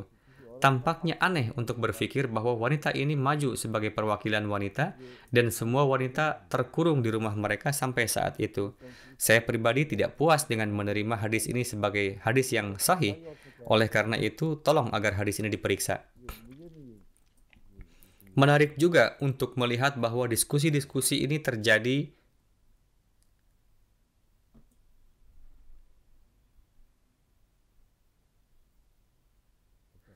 di tengah-tengah pertemuan para sahabat Rasulullah. Sungguh aneh jika kita berpikir bahwa ia tampil sebagai wakil perempuan di tengah-tengah para sahabat laki-laki dan kemudian mengeluh tentang perasaan terkungkung. Bagaimana mungkin bagi seorang wanita dengan penuh percaya diri masuk ke dalam sebuah pertemuan laki-laki dan kemudian mengeluh tentang perasaan terpenjara dan tertinggal, bagaimana hal ini bisa masuk akal? Rasulullah kemudian menoleh ke arah para sahabat dan bertanya, apakah ada wanita yang dapat menyampaikan kasusnya dengan cara yang lebih cemerlang dari wanita ini? Para sahabat menjawab dengan mengatakan, Huzur, kami tidak pernah berpikir sedikit pun bahwa seorang wanita dapat menyampaikan kasusnya dengan cara yang begitu jelas dan cemerlang. Gaya pengungkapan dan kata-kata ini menunjukkan bahwa ini lebih merupakan cerita yang dibuat-buat oleh seseorang daripada hadis yang sebenarnya. Bagaimanapun, kita akan menyelidiki hal ini dan kemudian menginformasikan kepada Anda tentang realitasnya. Tampaknya Rasulullah membutuhkan waktu yang cukup lama untuk memuji cara beliau menyampaikan kasusnya. Anehnya, beliau tidak menjawabnya dengan mengatakan bahwa para wanita berpartisipasi dalam banyak hal dan mereka pergi ke masjid, mereka melakukan salat isya, mereka melakukan itikaf, berkhalwat di masjid selama 10 hari terakhir bulan Ramadan. Anehnya, tidak ada yang memberitahukan kepadanya tentang semua hal yang dilakukan oleh para wanita. Menurut riwayat ini, beliau menjawab dengan mengatakan, beritahukanlah kepada mereka, ini para wanita yang kamu wakili, bahwa seorang wanita akan menerima pahala yang sama dengan pahala yang diterima oleh seorang pria yang mengurus urusan rumah tangga ketika suaminya pergi untuk melaksanakan kewajibannya. Tanggapan itu sendiri tidak mengandung sesuatu yang dapat menimbulkan keberatan. Makna dari hadis tersebut adalah bahwa seorang wanita akan mendapatkan pahala yang sama dengan pahala yang akan diterima oleh suaminya atas kewajibannya di jalan Allah. Dan tanggung jawab mengurus rumah tangga ketika suami pergi juga termasuk dalam kewajiban yang akan mendapatkan pahala baginya. Dari segi hasil, tidak ada yang perlu dipermasalahkan, namun gaya pengungkapannya memang patut dipertanyakan. Ada sebuah riwayat dari Hadrat Ibnu Umar radhiyallahu anhuma dalam Sahih Bukhari, Rasulullah SAW bersabda, setiap orang di antara kalian adalah pemimpin dan kalian akan ditanyai tentang ra'iyatihi, orang-orang yang berada di bawah kalian. Seorang pria adalah pemimpin rumah tangganya, seorang wanita juga memimpin rumah tangga suaminya. Sepertinya seluruh subjek ini telah mengambil arah yang berbeda. Tema atau pokok bahasan kita adalah hak-hak kebaikan yang harus ditunjukkan oleh seorang suami kepada istrinya dan yang harus ditunjukkan oleh seorang istri kepada suaminya. Akan tetapi, sepertinya orang-orang yang mengumpulkan riwayat-riwayat ini telah mengumpulkan berbagai macam riwayat yang berkaitan, dan hal ini membuat diskusi ini melenceng ke arah yang berbeda. Saya pikir kita telah membahas topik ini lebih dari cukup, dan sekarang kita harus beralih. Ada satu riwayat yang patut disebutkan dari Sunan Abu Dawud yang menunjukkan ke arah kebiasaan yang baik. Abdurrahman bin Sawan, seorang sahabat Nabi SAW, meriwayatkan bahwa Hadrat Ali radhiyallahu anhu menikahi putri Rasulullah, Hadrat Fatimah, ketika Hadrat Ali akan pergi menemui Hadrat Fatimah di hari pernikahannya. Di tengah jalan beliau dicegat oleh Rasulullah dan diperintahkan oleh beliau untuk berikanlah terlebih dahulu kepada Fatimah sesuatu yang sebagai hadiah. Hadrat Ali menjawab dengan mengatakan, saya tidak punya apa-apa untuk diberikan kepadanya sebagai hadiah. Rasulullah menjawab dengan mengatakan, engkau dapat memberikan baju besi engkau kepadanya. Oleh karena itu, Hadrat Ali pergi menemui Hadrat Fatimah setelah memberikan baju besinya. Hal ini tidak masuk akal bagi saya. Beberapa orang berpendapat bahwa pasti ada semacam mas kawin yang telah ditetapkan pada masa nikah, dan baju besi itu adalah bagian dari mas kawin tersebut. Namun hal ini tidak masuk akal. Kesimpulan yang dapat diambil dari hal ini oleh penulis adalah memberikan hadiah sebelum memulai kehidupan pernikahan. Saya tidak percaya bahwa ini adalah analisis yang tepat untuk hal ini. Analisis yang tepat adalah bahwa Anda harus memberikan atau menyerahkan sejumlah uang atau apapun yang telah Anda janjikan atau tentukan untuk diberikan sebelum pernikahan. Kedua, tidak masuk akal jika Hadrat Ali radhiyallahu anhu beralasan bahwa saya tidak punya sesuatu untuk dipersembahkan karena bahkan sebuah buah kurma pun sudah cukup untuk memadai untuk dianggap sebagai hadiah. Oh baiklah, orang-orang telah mengumpulkan semua riwayat yang berbeda ini karena ketertarikan mereka. Ada baiknya kita mempelajarinya untuk kepentingan pribadi kita. Diriwayatkan dari Abu Mas'ud Ansari, dan hadis ini juga disebutkan dalam Sahih Bukhari, Nabi SAW menyatakan, proses pembelanjaan adalah sebuah kebajikan ketika seorang muslim membelanjakan uangnya untuk anggota keluarganya dengan tujuan mencari ganjaran Allah Ta'ala. Ada hadis lain dari Sunan Abu Daud yang menyatakan, seseorang yang lebih mencintai salah satu dari dua istrinya akan berdiri di hadapan Allah pada hari penghakiman dalam keadaan cacat fisik. Kata-kata dalam hadis yang menggambarkan separuh tubuhnya akan menjadi bungkuk dan separuhnya lagi akan tegak. Dengan kata lain, separuh tubuhnya akan lumpuh, tidak boleh diartikan secara harfiah. Ini sebenarnya adalah konotasi spiritual yang digambarkan secara fisik. Tidaklah tepat untuk mengartikannya secara harfiah sebagai cacat fisik.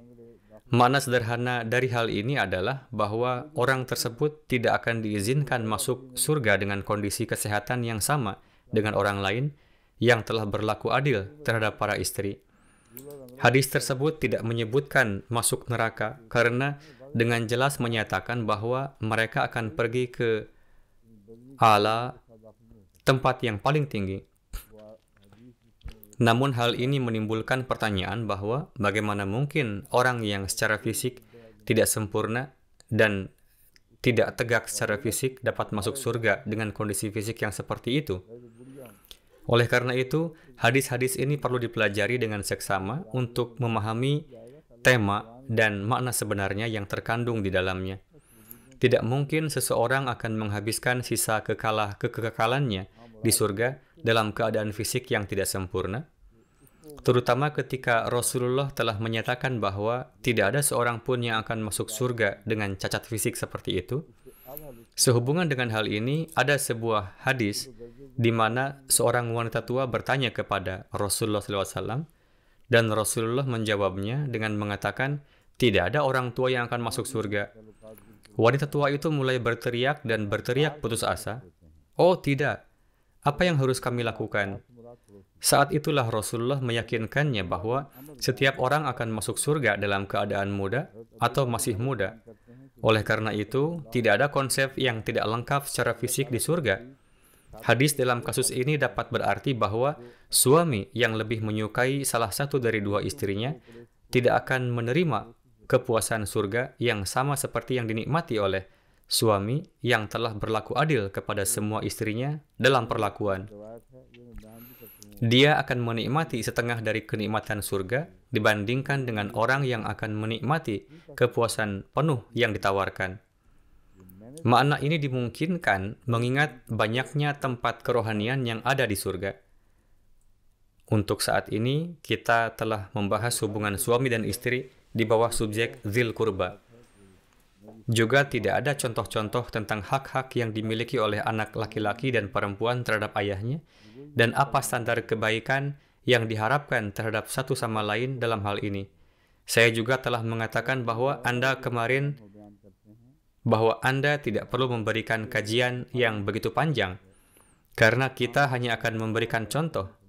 Saya telah mengatakan kepada Anda kemarin bahwa bahkan 1 jam atau 1,5 jam pembahasan tidaklah cukup jika kita membahas beberapa subjek secara mendalam dan mendiskusikannya dengan detail, analitis. Yang kita perlukan hanyalah contoh-contohnya saja. Sekarang mari kita bahas kata al-jar.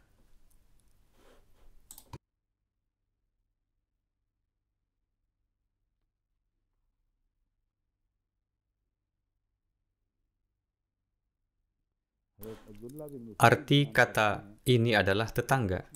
Hadrat Abdullah bin Amr meriwayatkan bahwa Rasulullah SAW bersabda, teman kerja yang paling baik di antara semua teman kerja di sisi Allah Ta'ala adalah orang yang paling baik terhadap teman kerjanya, dan tetangga yang paling baik di antara para tetangga adalah orang yang paling baik terhadap tetangganya. Ada juga sebuah riwayat dari Hadrat Ibnu Umar radhiyallahu anhuma yang telah saya sebutkan sebelumnya. Itu adalah riwayat yang sama. Nabi SAW sangat menekankan hak-hak tetangga, sehingga saya pikir sangat mungkin bagi beliau untuk menyatakan bahwa tetangga adalah salah satu pewaris harta seseorang.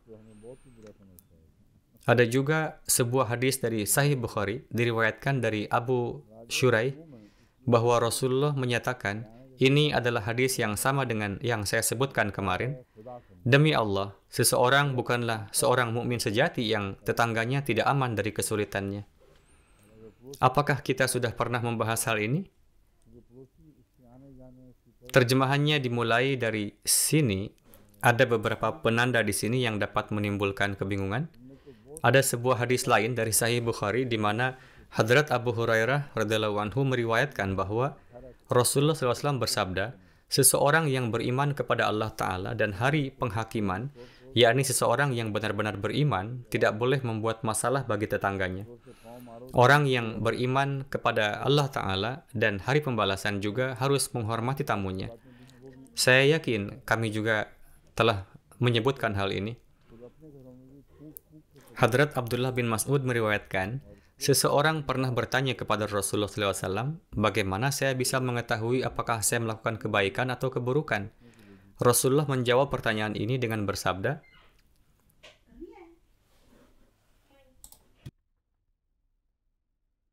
saat kamu mendengar tetanggamu berkata bahwa kamu adalah orang yang sangat baik, saat itulah kamu harus percaya bahwa kamu melakukannya dengan baik. Dan jika kamu mendengar tetanggamu mengatakan bahwa kamu buruk, saat itulah kamu harus menyadari bahwa sikapmu kurang baik. Makna sederhana dari riwayat ini adalah bahwa Anda bukanlah orang yang baik jika tetangga Anda muak dengan Anda. Namun, ini bukanlah penilaian konkret terhadap karakter dan sikap Anda, sehingga perlu bagi setiap tetangga Anda untuk menganggap Anda sebagai orang yang baik. Jika tidak, tetangga kita sudah tidak menyukai kita. Kita berada dalam masalah besar jika itu yang terjadi. Hal yang seperti mengatakan suara rakyat adalah suara Tuhan. Terjemahan harfiah dari bait Urdu, jika para tetangga menganggap seseorang itu buruk, maka pasti orang itu memang buruk. Hal ini karena para tetangga mengawasi gerak-gerik dan sikap orang tersebut. Sangat penting untuk memastikan bahwa hak-hak tetangga dihormati, terutama di negara seperti Inggris di sini. Hal ini dikarenakan rumah-rumah di sini biasanya terbuat dari dinding yang tipis berlubang. Suara berisik di dalam kamar seringkali terdengar sampai ke rumah tetangga. Pijakan atau langkah kaki yang berat dan berdebum bisa terdengar oleh mereka yang tinggal di bawah Anda. Selain itu, diskusi rahasia atau tindakan diam-diam orang juga dapat terdengar di rumah tetangga.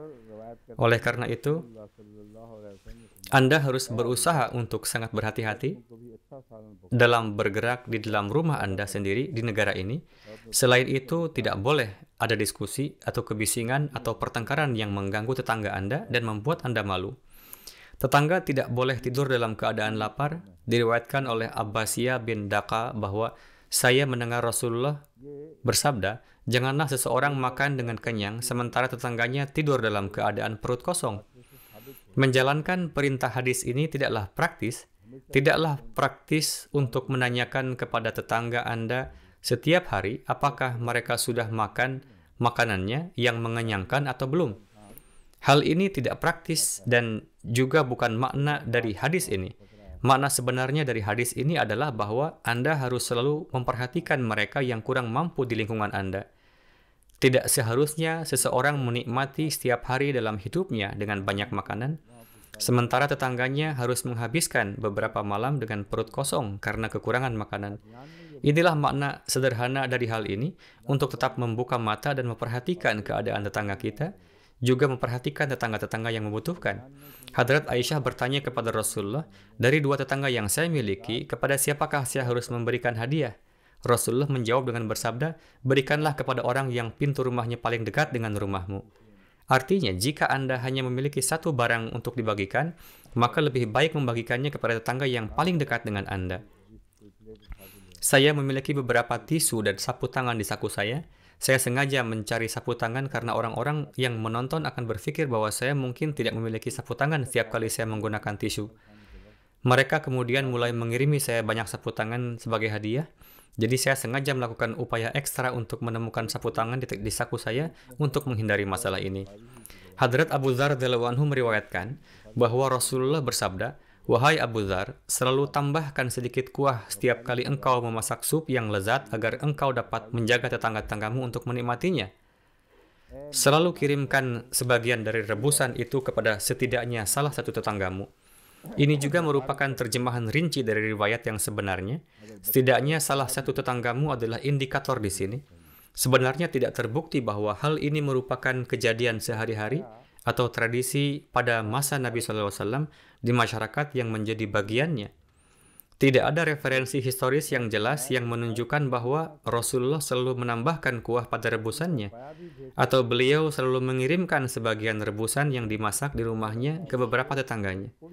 Makna dasar dari hadis ini adalah bahwa ada kalanya seseorang melakukan upaya khusus untuk memasak sesuatu yang lezat di rumah.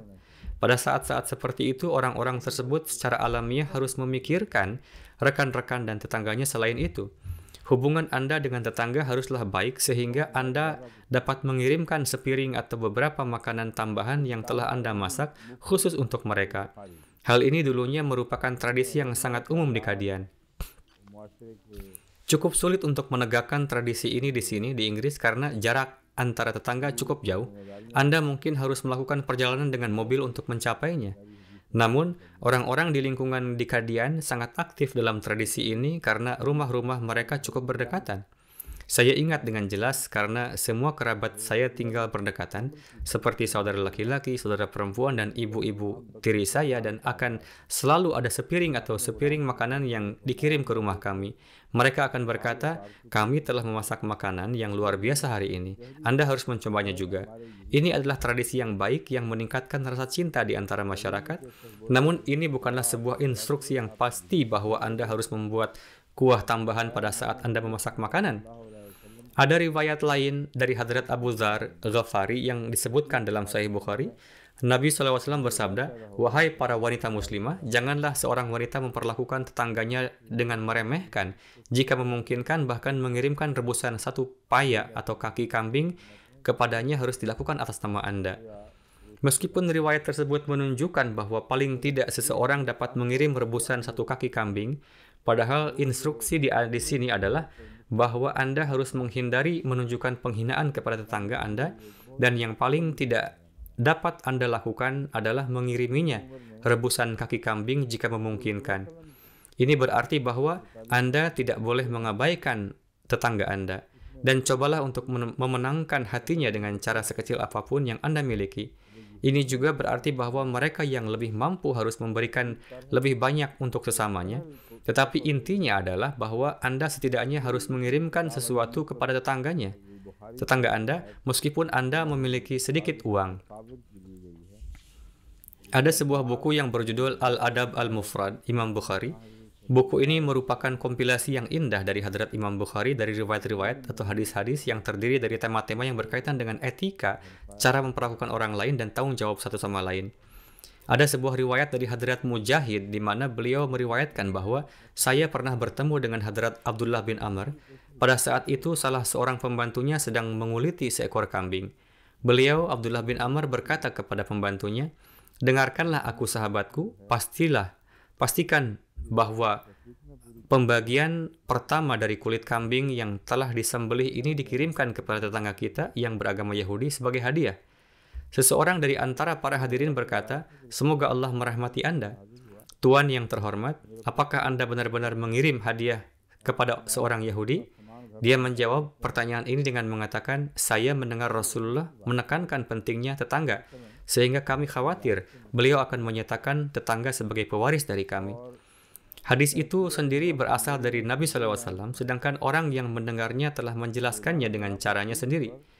Rasulullah menyatakan bahwa kami mengira bahwa tetangga akan dinyatakan sebagai orang yang mewarisi.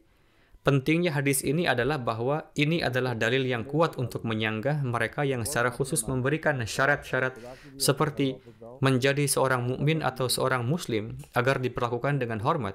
Beginilah Hadrat Ibnu Amr memahami dan menafsirkan ajaran yang beliau terima dari Rasulullah yang tidak ada unsur diskriminasi agama. Anda harus memulai membagikan hadiah Anda kepada tetangga terdekat, dan bahkan jika mereka adalah orang Yahudi. Dalam kitab yang sama, Al-Mufrad, terdapat riwayat lain dari Hadrat Abdullah bin Musawwir. Ibnu Abbas bin Zubair pernah berkata bahwa ia mendengar Rasulullah SAW bersabda, "Seseorang yang makan makanan yang mengenyangkan sementara tetangganya tidur dengan perut kosong, maka ia bukanlah seorang mukmin sejati." Saya rasa kita telah menyebutkan beberapa narasi terkait subjek ini, saya percaya bahwa riwayat ini juga cukup aneh dalam cara menggambarkan tema atau subjeknya. Oleh karena itu, mungkin tidak tepat untuk mempertimbangkan keasliannya sampai kita tidak sepenuhnya meneliti dan memverifikasi rantai periwayatannya. Ada sebuah riwayat dari Hadrat Abu Hurairah yang menyatakan bahwa seseorang pernah mengatakan kepada Rasulullah bahwa tetangganya banyak menyusahkannya. Rasulullah menjawabnya dengan mengatakan, keluarkanlah perabotan dan harta benda yang ada di rumahmu dan letakkan di jalan. Ini adalah hal yang sangat aneh untuk dikatakan dan tidak sesuai dengan sikap yang biasanya dikatakan oleh Rasulullah. Ia kemudian menyatakan, hal ini mengakibatkan orang mengutuk tetangganya dan kutukan tersebut membuat tetangganya menemui orang yang mengadukannya dan dia meminta maaf dengan mengatakan, silakan pulang, saya tidak akan menyusahkan Anda lagi. Riwayat ini berasal dari Kitabul Mufrad. Oleh karena itu, silakan Anda cari tahu kebenaran yang sebenarnya di balik riwayat ini. Ada juga yang menyebutkan tentang hak-hak musafir. Hadrat Abu Hurairah meriwayatkan bahwa seorang musafir datang menemui Rasulullah dan Rasulullah mengirimkan pesan kepada keluarganya untuk menyediakan makanan bagi tamu tersebut. Jawaban yang beliau terima dari keluarga beliau adalah tidak ada yang bisa ditawarkan selain air. Beliau kemudian bertanya kepada para sahabat, siapa di antara kalian yang akan menyiapkan makanan untuk tamu tersebut? Ini adalah sebuah riwayat yang telah dibahas mengenai hak-hak musafir. Perlu diingat bahwa Rasulullah terkadang mengizinkan mereka untuk tinggal di Masjid Nabawi. Beberapa musafir juga membuat masjid berantakan karena sakit atau karena mereka makan terlalu banyak. Bahkan pada saat para sahabat menunjukkan ketidaksenangan mereka, Rasulullah meminta mereka untuk mundur dan mengatakan kepada mereka bahwa orang itu adalah tamu dan itu hanya kesalahan dari pihaknya. Beliau sendiri yang akan mengambilkan air dan membersihkan tempat itu dengan tangannya sendiri. Hal ini tidak hanya mencerminkan betapa baiknya keramahan Rasulullah SAW, tetapi juga menunjukkan betapa baiknya beliau memperlakukan setiap musafir. Setiap musafir dapat merasakan kenyamanan yang lebih dari yang mereka rasakan di rumah mereka dalam masyarakat Islam. Sekarang ada beberapa riwayat yang sebenarnya tidak memiliki banyak kaitan dengan topik ini sejauh menyangkut masalah apa hak-hak yang sebenarnya dari para musafir. Kita memiliki sejumlah besar riwayat yang membuktikan bahwa Rasulullah akan memperlakukan para musafir dengan penuh penghormatan setiap kali mereka bertemu dengan beliau. Mereka diperlakukan dan dijamu layaknya tamu terhormat, dan orang-orang yang menjamu mereka akan mengorbankan apapun yang mereka miliki untuk diri mereka sendiri dan keluarga mereka untuk mereka. Namun saya tidak merasa bahwa riwayat-riwayat yang telah ditempatkan di sini oleh orang-orang yang menyusun materi untuk daras tidak benar-benar relevan dengan topik ini. Doa-doa untuk berangkat, melakukan perjalanan atau pulang dari perjalanan tidak ada kaitannya dengan topik kebaikan terhadap musafir, bukan? Salah satu hak yang diberikan kepada orang yang sedang dalam perjalanan oleh Al-Quran adalah bahwa bahkan pada saat perang, jika seorang musafir mengucapkan salam kepada Anda, maka Anda tidak memiliki hak untuk menyelidiki lebih lanjut tentang siapa dan dari mana musafir tersebut berasal. Ucapan salam yang disampaikannya harus dianggap sebagai sertifikat keselamatan di tangan Anda. Artinya, hidupnya sekarang aman dan terlindungi di tangan Anda hanya dengan dia mengucapkan salam kepada Anda. Lebih jauh lagi, ini berarti bahwa Anda tidak dapat berpikir untuk menyakitinya dengan cara apapun karena dia telah berlindung kepada Anda melalui persembahan salamnya. Anda tidak boleh berpikir untuk merampas harta bendanya atau mengakhiri hidupnya dengan berpikir bahwa dia mengucapkan salam kepada Anda karena dia sendirian dan takut akan hidupnya. Ayat Al-Quran ini memberikan penjelasan yang sangat baik tentang tema menunjukkan kebaikan. Hal ini juga berlawanan dengan apa yang biasanya dilakukan oleh orang-orang pada kesempatan seperti itu. Apa yang biasanya cenderung terjadi di masa perang adalah bahwa jika seseorang dari kalangan musuh tertangkap atau sendirian, maka akan ditangkap dan dipenjarakan. Namun Islam telah memberikan keamanan dan perlindungan kepada orang tersebut dengan menyatakan bahwa setiap orang yang musafir pada saat seperti itu tidak aman dari umat Islam. Tidak ada jaminan keamanan yang lebih baik bagi pejalan kaki selama masa perang daripada ajaran Al-Quran ini. Sejauh menyangkut masalah perlakuan terhadap budak, kita menemukan banyak sekali materi dan ajaran yang luas dan terperinci mengenai hal ini. Rangkuman dari seluruh ajaran dan materi tentang hal ini adalah bahwa Rasulullah menyarankan perlakuan yang sama terhadap para budak, sebagaimana beliau menyarankan seorang suami untuk memberikan makanan dan pakaian yang sama kepada istrinya seperti yang ia kenakan dan makan. Adalah cara yang sama persis seperti yang beliau sarankan kepada umat Islam untuk memberikan pakaian dan makanan yang sama kepada para budak seperti yang mereka kenakan dan makanan yang mereka makan. Beberapa sahabat sangat ketat dalam mengikuti instruksi ini sehingga mereka bahkan membeli warna dan bahan pakaian yang sama untuk budak mereka seperti yang mereka beli untuk diri mereka sendiri. Juga tidak ada perbedaan dalam hal makanan dan minuman untuk mereka. Namun difahami juga dari Rasulullah bahwa beliau menyarankan jika memungkinkan dalam hal ini untuk memberikan yang sama kepada para budak. Inilah mengapa saya menyebutkan hal ini di bawah subjek kebaikan dan bukan paksaan. Artinya, perlakuan yang sama terhadap para budak tidak diwajibkan bagi umat Islam, namun harapan moral tertinggi dari seorang mukmin sejati adalah terdiri dari perlakuan yang sama terhadap para budak. Dalam hal ini, beliau menasihati bahwa Anda harus memberikan sedikit saja dari apapun yang Anda makan kepada budak Anda. Jika makanannya disiapkan secara terpisah, maka Anda harus memberinya sesuatu dari apa yang Anda makan dari dia, agar dia menyadari bahwa berkat-berkat ini juga tersedia di dunia ini. Nabi SAW juga menyarankan agar Anda kadang-kadang membiarkannya beristirahat dan Anda harus melayaninya, yakni melayani budak. Hal ini dilakukan agar budak tersebut dapat menyadari bahwa ia bukanlah subjek yang rendah yang dilahirkan untuk melayani pemiliknya saja.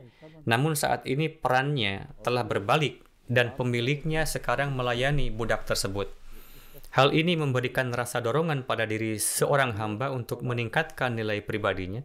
Oleh karena itu, beberapa orang salah memahami bahwa konteks apa yang dimaksud dengan budak dalam subjek ma malakat aimanukum, apapun yang dimiliki oleh tangan kananmu. Dan dalam masyarakat Islam adalah apa yang difahami tentang perbudakan dari sudut pandang universal. Ajaran Islam yang berlaku dalam memperlakukan budak juga berlaku dalam memperlakukan pembantu rumah tangga di zaman sekarang. Rasulullah juga memasukkan sistem rumah tangga, asisten rumah tangga dalam kategori yang sama dengan para budak, bahwa mereka, yakni asisten rumah tangga juga harus diperlakukan dengan kebaikan yang sama. Seseorang harus berusaha sebaik mungkin untuk tidak membeda-bedakan mereka, yakni asisten rumah tangga. Namun masalahnya adalah bahwa masyarakat kita telah menciptakan perbedaan yang begitu besar dalam status pemilik dan asisten mereka, sehingga meskipun pemilik mencoba untuk memperlakukan yang sama, asisten tidak akan berani menganggap dirinya setara dengan pemilik. Tidak peduli seberapa keras majikan mencoba. Kadang-kadang menjadi sangat tidak nyaman bagi mereka untuk makan makanan mereka bersama sang majikan. Bahkan jika mereka diperintahkan dengan tegas untuk duduk bersama dan makan bersama majikan. Hal ini sampai pada titik di mana pemilik merasa kasihan pada mereka dan ingin agar mereka terbebas dari situasi yang tidak nyaman bagi mereka. Namun mereka, ini para pembantu rumah tangga, tidak dianggap sebagai entitas yang tidak dikenal atau asing pada masa Rasulullah. Mereka adalah bagian integral dari masyarakat. Selain itu, hukuman bagi setiap kekejaman terhadap budak adalah mereka harus dibebaskan. Ini juga merupakan salah satu keistimewaan yang unik dalam ajaran Islam, bahwa budak berhak untuk dibebaskan jika Anda menunjukkan kemarahan terhadap kesalahan kecil yang dilakukan oleh budak dalam perbudakan terhadap pemiliknya.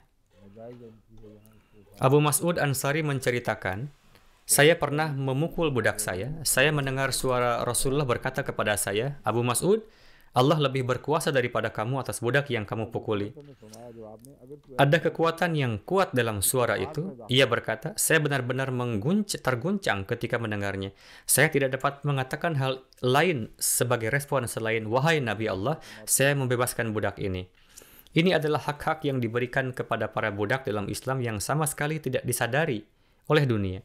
Mereka dengan bodohnya menyerang Islam dalam hal ini, padahal sejarah mereka sendiri dalam hal perlakuan terhadap budak begitu mengerikan dan kejam.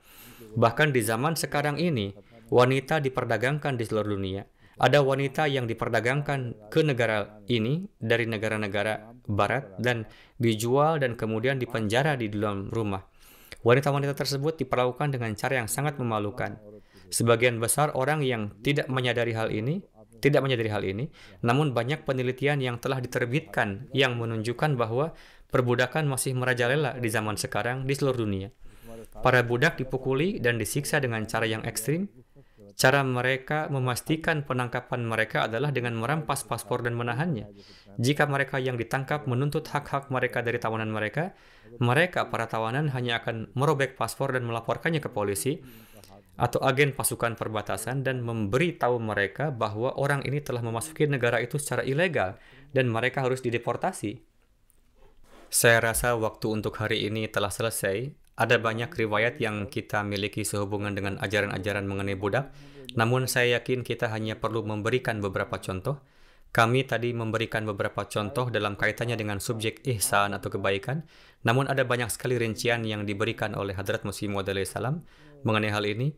Hal itu mencakup kebaikan terhadap hewan, kebaikan terhadap apapun yang berada di bawah kendali Anda, dan segala sesuatu yang bersentuhan dengan Anda. Lebih banyak contoh lagi yang akan kita pelajari jika kita ingin menuntaskan kajian kita terhadap daftar ini. Namun, saya yakin 1 atau 2 contoh saja sudah cukup untuk menjelaskan berbagai jenis atau subjek. Kita akan menyebutkan contoh-contoh penting seperti itu besok jika perlu. Assalamualaikum warahmatullahi wabarakatuh.